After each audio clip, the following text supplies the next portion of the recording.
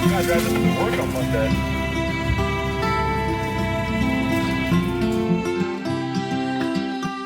Hey guys, welcome back to the channel. John here. It's time to start building our dreams, and that's exactly what we've been doing with Project Rampage over the last year and a half. Today's video is for all you guys that may be in the market for a Jeep Gladiator, or perhaps you own a Gladiator. This is going to apply from everything from sport all the way up to Rubicon, and whether you're stock or if you're already up on 40s.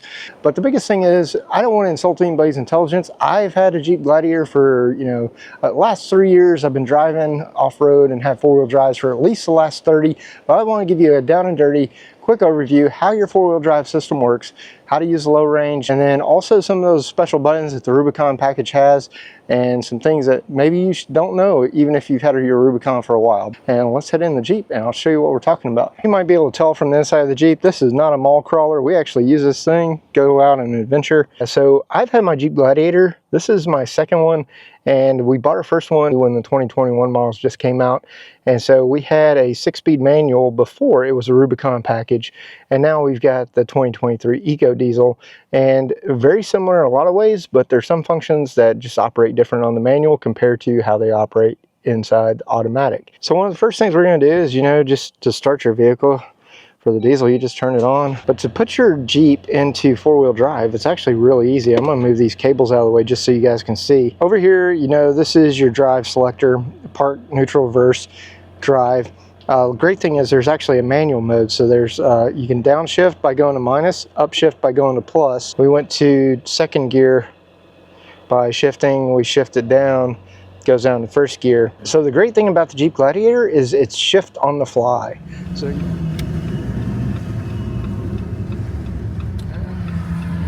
the road just turns to dirt.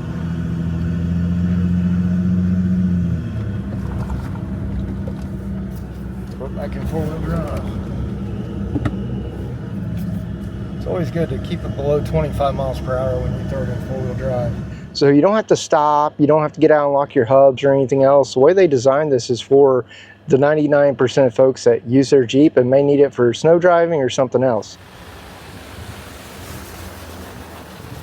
So as you can see here on the selector, you've got 2 high, 4 high, a neutral position, and 4 low. So in order to put it into four-wheel drive, you just pull back and it'll click. And that can be in any gear and speeds up to 25 miles an hour. And then here on your dash, you'll see on the indicator, it says that it's in 4 high now.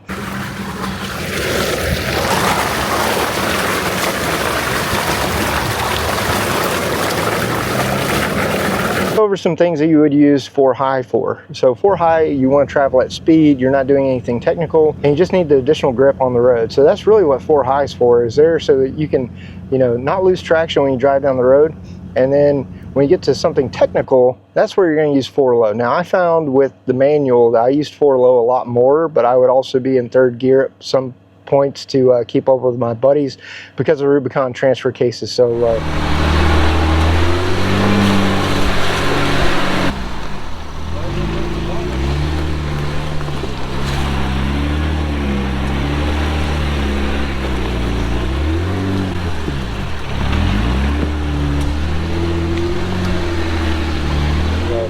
With the automatic though, I find I use 4 high the majority of the time. I only use 4 low when I actually need to navigate over something or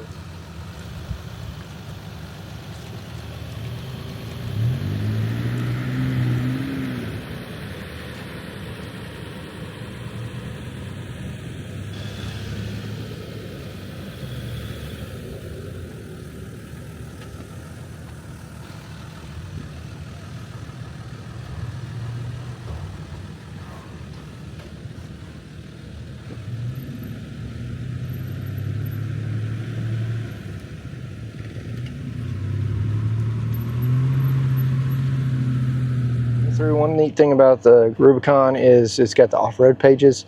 The Taser can let you get the off-road pages. As you can see, there's a lock button there on the middle. And what that means is that our transfer case is now locked. When we shift it out of four-wheel drive and up to 2 high, it takes and it unlocks the transfer case.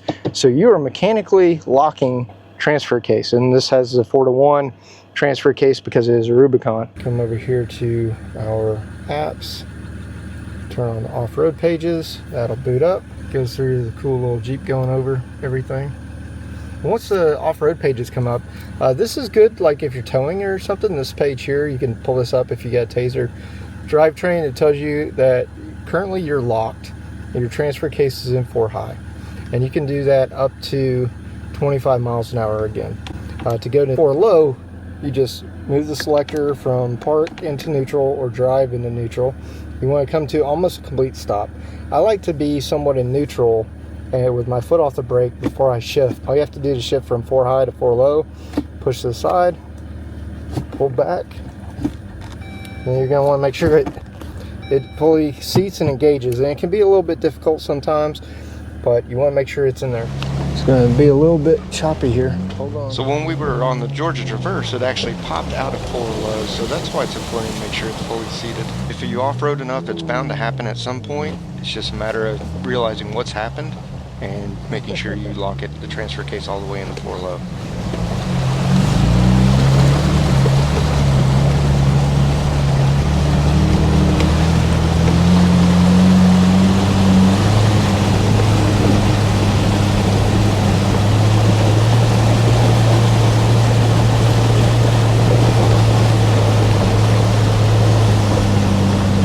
It's in there. Now when you do that, it's going to turn off your electronic stability control and your traction control here. So when you go back 4 high, you'll have to remember to turn that back off. So that is the basics of 4 low. Again, you're going to use this for more technical sections of the trail. And then there's some other buttons on here that are pretty interesting that you can only use when you're in 4 low. As you can see, when we turn on this button right here, and then you can see the speed. See our traction control here is lit up. All right, if we come over here and we go lower, we start off at 0.6. If you want to go reverse, you can go reverse. You can hear the brakes working. And so this is the same as crawl control, and you can still use your brake if you need to stop. That's a good thing. So that's the crawl control, or what they call the off-road speed control. As you can see the speed up here, it's 1.2. We're going to back up, make sure we don't hit anything. And you can see 0.6 miles an hour. So it's going to remember that we've got the crawl control on when it's locked in. All right, so that's your crawl control. If you've got an automatic transmission with that function, I think it may come on the Sport. I know it comes on the Rubicon. That is actually something good if you want to crawl over things. And then again, you're just going to take, and depending on the speed you want to go, when you turn that on, you can turn the speed up or down. So as you can see here, with 1.2, it can go all the way up to 5 miles an hour, all the way down to 0.6 miles per hour with the manual mode there. So we're adding, we're subtracting speed. So that's your crawl control, which is really a cool feature for a Jeep. When we want to turn that off, we can. Move it back to neutral. And so that's that. All right, now a couple other things. So Off-Road Plus, okay? When you turn on Off-Road Plus, it says Off-Road Plus activated. And what that's going to do is it's going to keep you in a lower gear, higher RPMs when you're driving.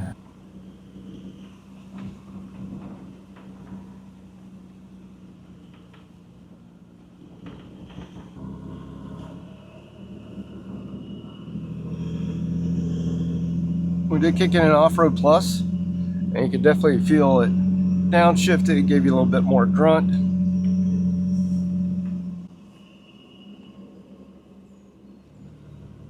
The other option here is the sway bar disconnect. So we click the sway bar, it's going to go through, and it says sway bar disconnect in progress. And what that's going to do is let you flex. And I'll show some pictures of Rob's Jeep up there.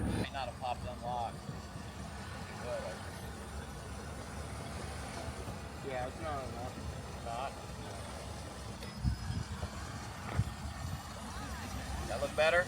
Yeah, you're definitely unlocked now. You good? Starting to slip a little right about there. Oh, yeah, you might have another inch. Now, I think I'm gonna flex it back across.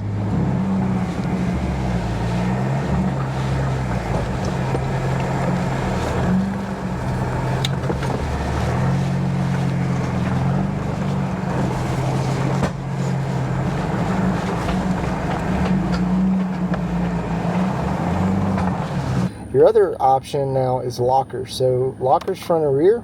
You can do both front and rear. I take the Aussie approach, lock them before you need them. We just came up it, and it's like that the whole way up the side of the mountain.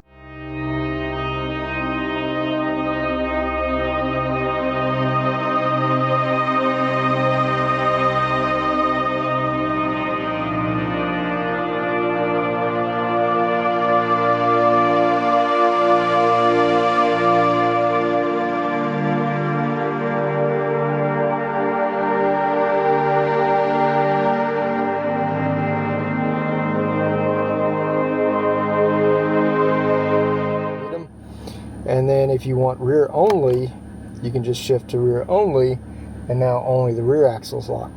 If you want to turn your lockers off, you turn them off. Now ideally you don't want to have a whole lot of wheel speed when you do that, because you can blow up a locker.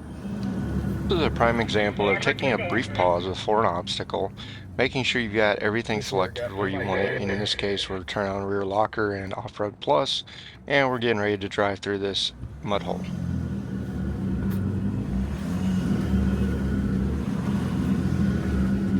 I really rutted this out.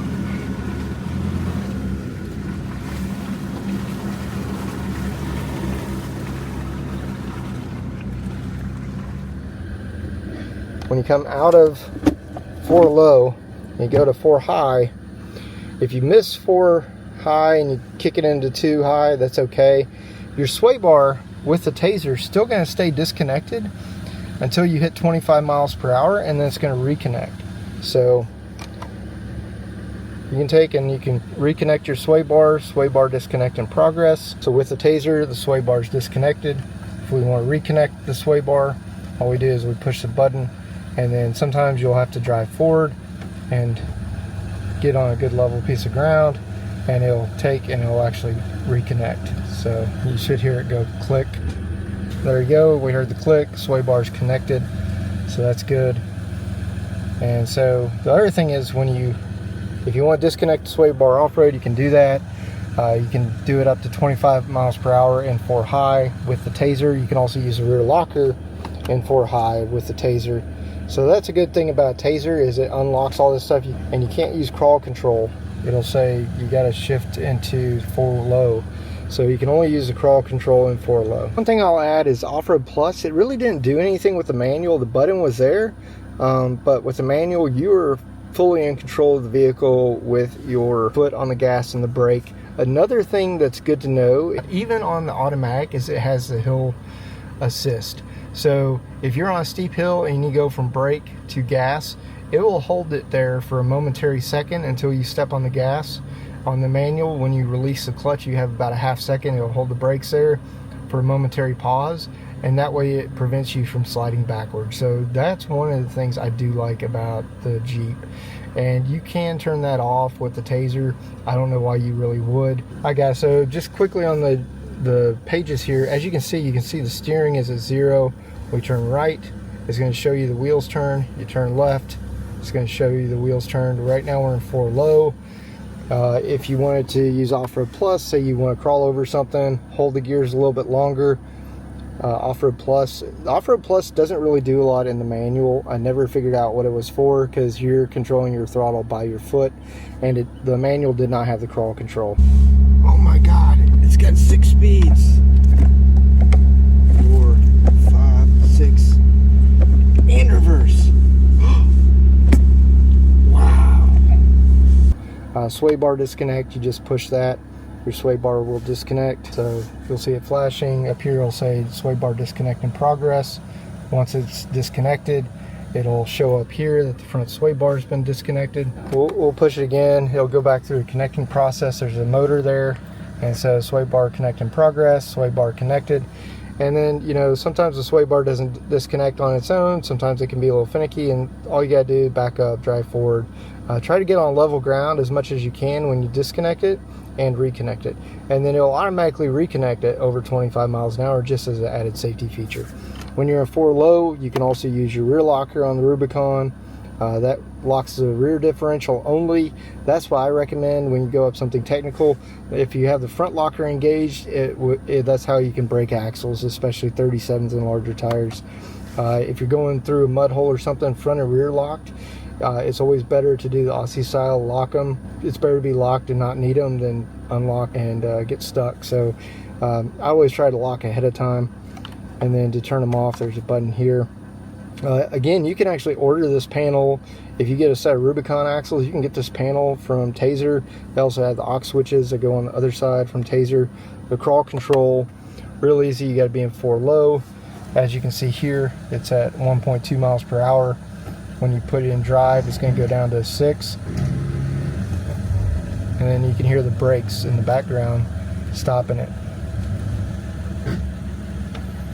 If we want to reverse, it'll reverse and crawl control too. And you can still hit the brakes if you need extra brakes. So you can also speed up if you need to speed up. So you can bump it if you need to navigate those really tough obstacles. And it all depends on what you want to do. So if you're going down a really steep hill, crawl control is good. If you're going up a really technical hill, crawl control is good too. Especially if it's pretty slippery out, use the technology to your advantage. So that's the crawl control, and you can go with crawl control on, you can go all the way up to 5 miles per hour, which is actually cranking pretty fast. That's pretty fast up an obstacle. All you do is shift down negative, and you drop it all the way back to 0.6. So now we're going forward, crawl control on. As you can see, it's pretty slow, and we can still override the crawl control by using the brakes. So, and when you're done wheeling, again, we're going to use 4 high for the less technical stuff. When you get into rocks, you get into off camber situations, you may want to be in 4 low. Always select your gears, select your lockers before you get to the obstacle, and then apply them as needed. All you do, shift it up. You're in neutral, so if you were ever going to tow, you'd be in neutral here, neutral here. If you wanted to flat tow, okay. And then to keep it in 4 high, when you turn it to 4 high, the traction control is going to come back on. So if you want to turn that off, which you'll thank me later, all you got to do is hit the button, traction control will turn off. So that's a quick little overview. Hope you guys enjoyed today's video. If you would, smash that like button, smash that subscribe button, ring the bell so you get the notifications, and keep coming back for more. Once again, I get to share my dream with you, but the true purpose of this channel is to help inform, motivate, and inspire you to get out there and start building your dreams.